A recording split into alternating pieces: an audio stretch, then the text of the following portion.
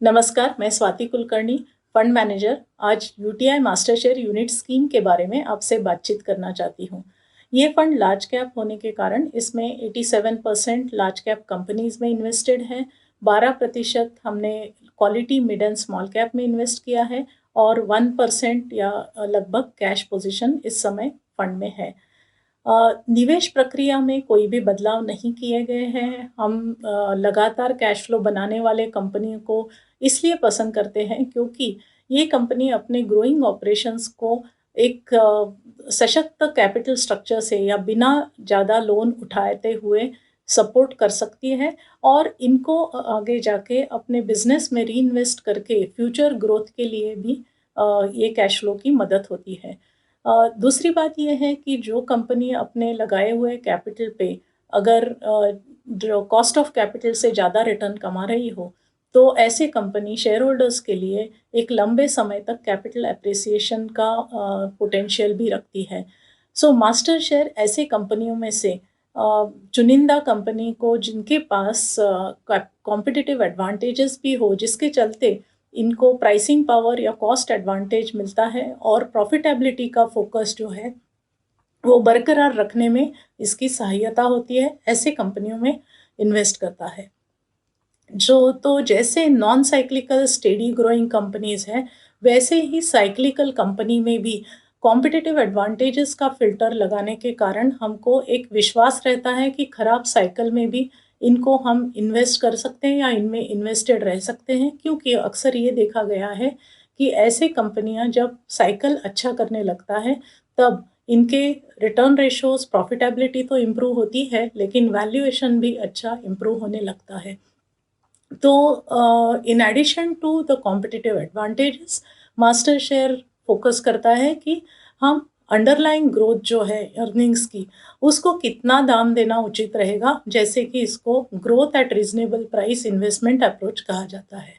तो अगर कोई इन्वेस्टर्स को लार्ज कैप में सशक्त कंपनीज जिनकी बैलेंस शीट स्ट्रांग हो, प्रॉफिटेबिलिटी पे फोकस बरकरार हो, कैश फ्लो जनरेशन कंसिस्टेंट हो और रिटर्न रेशोज जो है रिटर्न ऑन कैपिटल एम्प्लॉयड ठीक ठाक हो, ऐसे कंपनियों में अगर इन्वेस्ट करना चाहते हो तो मास्टर शेयर एक अच्छी अपॉर्चुनिटी हो सकती है लंबे समय के लिए। एक नज़र हम पोर्टफोलियो पे भी डालेंगे। मास्टर शेयर का जो पोर्टफोलियो है वो automobile, consumer services, pharmaceuticals, telecom, industrial manufacturing और आईटी, ये क्षेत्र में बेंचमार्क से ज़्यादा इन्वेस्टेड है, मतलब हम ओवरवेट हैं। कंज्यूमर क्षेत्र से जुड़े हुए जो क्षेत्र है या अपॉर्चुनिटीज़ हैं, उनको मेरे ख्याल से जो डोमेस्टिक डिमांड पोटेंशियल उसका बहुत बड़ा सहाय्य है। हमको सबको पता है भारत एक यंग देश है, तो लंबे समय तक ये consumer demand potential is going to be strong. Secondly, जो लो पेनिट्रेशन है इंडिया में या प्रीमियमाइजेशन अपॉर्चुनिटीज़ है, उसके चलते मुझे लगता है कंज्यूमर क्षेत्र से जुड़े हुए जो थीम्स है या क्षेत्र है, उनको ज़रूर इसका फ़ायदा हो सकता है। और फार्मास्यूटिकल्स में हमारा ओवरवेट रहने का ये थॉट प्रोसेस है कि फार्मास्यूटिकल डोमेस्टिकली तो अच्छा ग्रो कर ही रहा है, लेकिन डेवलपमेंट में जेनरिक अपॉर्चुनिटीज़ भी इसके लिए अच्छी है। तो pharmaceutical sector plus IT sector में हम देख रहे हैं कि डिजिटाइजेशन की एक बड़ी वेव है और उससे इंडियन आईटी सर्विसेज कंपनी को काफ़ी फ़ायदा हो रहा है। तो ये दो सेक्टर मेरे ख्याल से इसीलिए डिफेंसिव के नज़रिए से हम देखते हैं और इसमें ओवरवेट पोजीशन है। अंडरवेट पोजीशन में आज हमारी position oil and gas sector है, मेटल्स है, रियल एस्टेट है, इसमें हमने अंडरवेट पोजीशन रखा है। हम रियल एस्टेट से जुड़े फिनांस, हाउसिंग फिनांस कंपनीज या बिल्डिंग मटेरियल्स में ओवरवेट हैं, लेकिन जो बिल्डर्स या डेवलपर्स हैं उसमें हम अंडरवेट पोजीशन रखे हैं। कंज्यूमर स्टेपल्स में भी हम अंडरवेट हैं। मेरे ख्याल दूसरा एक मुझे महत्वपूर्ण बात जो बतानी थी, जो वो है मार्केट के वैल्यूएशंस। हमने देखा है कि मार्केट के वैल्यूएशंस एक ऊंचे स्तर पे हैं और इस समय लार्ज कैप का कंपैरिजन अगर आप मिड कैप और स्मॉल कैप से करें तो लार्ज कैप का वैल्यूएशन ये थोड़ा-सा सस्ता है लार्ज और मिड और स्मॉल कैप के हिसाब से, और ट्रेडिशनली लार्ज कैप में वोलेटिलिटी भी थोड़ी-सी कम रहती है। तो इस प्रकार से मेरा मानना है कि इस समय जब मार्केट के वैल्यूएशंस ऊँचे स्तर पे हैं, तो आप लार्ज कैप के एलोकेशन पे ध्यान रख सकते हैं।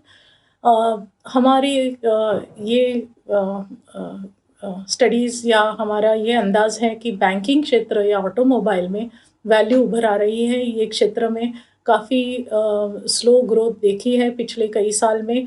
वो पिक्चर अभी हम देखते हैं कि वहाँ पे वैल्यूएशंस भी सस्ते हैं और आगे चल के ग्रोथ की अपॉर्च्युनिटीज़ भी आ सकती हैं, प्रोवाइडेड ऑफ कोर्स कि अगर कोरोना का कोई ज़्यादा डिस्टर्बेंस ना हो।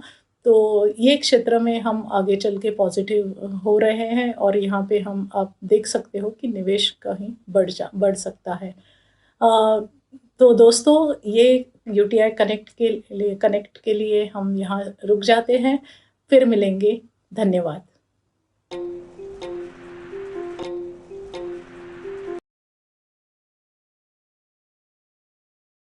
म्यूचुअल फंड निवेश बाजार के जोखिमों के अधीन है। स्कीम संबंधी सभी दस्तावेजों को ध्यान से पढ़ें।